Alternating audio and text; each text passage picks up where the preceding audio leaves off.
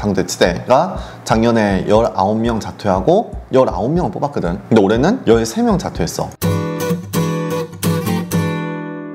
자, 며칠 전에 대학별로 중도 탈락자 인원이 발표됐고 의대, 치대, 수의대, 약대, 한의대의 자퇴생들을 다 한번 조사해봤고 그거를 작년에 자퇴생하고 작년에 이제 TO하고 올해 자퇴생까지 같이 살짝 비교하면 대략 올해 몇 명 정도 뽑을 거다라는 게 살짝 예상은 되거든. 물론 정확한 데이터가 아닐 수도 있어. 결국에 이제 모집 요강이 떠봐야 정확하게 몇 명을 뽑겠다라는 거 알 수 있지만 그래도 대략 작년보다는 좀 더 늘겠구나 아니면 좀 더 줄겠구나 그런 건 좀 알 수 있으니까 앞으로 이제 학교를 선택할 때 어느 학교가 그래도 좀 많이 뽑을 것 같으니까 여기에 좀 더 집중해야지 라는 전략을 세울 수 있다는 거지. 그래서 지금 공식 카페에서 김홍영의 편입화 카페도 시작했는데 카페 밑에 요 대학 알림이에서 중도 탈락 인원을 싹 조사해서 한 땀 한 땀 조사한 거거든. 연구실에 실장님하고 나하고 하나하나 다 조사해가지고 작년 자퇴생, 작년에 TO 하고 올해 자퇴생을 비교해서 올해 대략 이제 좀 더 많이 뽑겠구나 아니면 좀 더 줄겠구나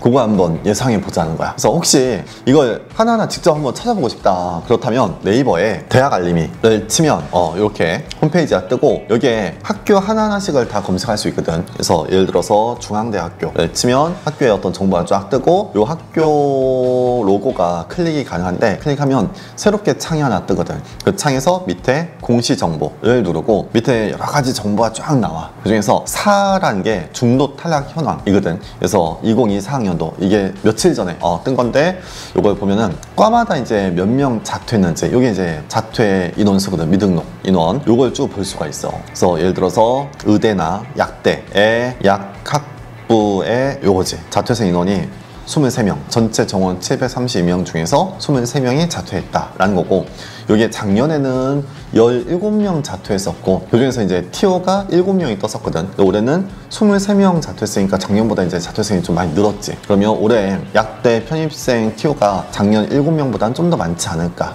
그렇게 예상할 수 있다는 거야. 그 이외에 이제 다른 과들도 혹시 궁금한 과 있으면 쭉 찾아보는 거고 의과대학도 예과가 있고 학과가 있는데 예과가 이제 1학년, 2학년 그래서 1학년들 중에서 자퇴한 인원이 7명이 있다라는 거고 작년에도 7명이었거든. 작년에도 이제 의예과 7명 자퇴했었고 TO가 3명이 떴었지. 올해도 이제 비슷한 인원이 자퇴한 거니까 아마 TO가 3명 정도 뜰 수도 있지 않을까. 근데 물론 확실한 건 아니야. 결국에 이제 11월 말이나 12월 초에 떠봐야 정확하게 이제 인원 알 수 있고 그걸 한번 쭉 모아봤거든. 쭉 모아보니까 몇 개 대학들은 확실히 좀 의미가 있다라는 게 좀 보여. 그래서 예를 들어서 단국대 같은 경우는 당대 치대가 작년에 19명 자퇴하고 19명을 뽑았거든. 근데 올해는 13명 자퇴했어. 그리고 의대도 의학과도 3명 자퇴하고 3명 뽑았거든. 근데 올해는 5명 자퇴했고 약대도 5명 자퇴하고 5명 뽑았는데 올해는 7명 자퇴했지. 이런 식으로 몇 개 대학은 자퇴한 인원만큼은 그대로 모집 요강 TO에 이제 반영이 되는 학교가 있거든. 그렇다면 올해도 비슷하게 치대는 13명 정도, 의대는 5명 정도, 약대는 7명 정도 뽑을 확률이 크다는 거지. 물론 또 바뀔 수도 있어. 하지만 거의 이제 이대로 뽑지 않을까. 작년에 비해서 치대는 모집 인원이 줄어들 것 같고 대신에 약대는 모집 인원이 좀 늘어날 것 같다라는 걸 예상할 수 있다는 거야. 그렇게 내가 조금 관심 있는 학교를 좀 찾아보고 그 대학들마다의 모집 요강을 작년하고 비교해 놓은 거니까 대략 이렇게 되겠구나라는 걸 예상할 수 있다는 거야. 그래서 또 눈에 띄는 게 원광대도 지금 다들 좀 관심이 많잖아. 그래서 원광대를 보니까 작년에 치대가 5명 나갔고 4명 뽑았는데 올해는 7명 나갔고 그렇지? 한의대는 9명 나갔는데 7명을 뽑았고 올해는 15명 나갔고 약대는 2명 나가고 3명 뽑았어. 가끔 이렇게 자퇴한 인원보다 모집 TO가 더 많은 과도 가끔 있어. 3명 뽑았고 올해는 4명 나갔고 그다음 의대가 14명 나갔는데 10명을 뽑았지. 근데 올해는 8명 나갔다는 거야. 그럼 이제 작년처럼 10명까지는 뽑지 않을 것 같고 그보다 좀 적지 않을까 라고 예상할 수 있고 이화여자대학교의 약대가 작년에 10명 나가고 11명 뽑았거든. 근데 올해는 23명 나갔어. 그러니까 작년에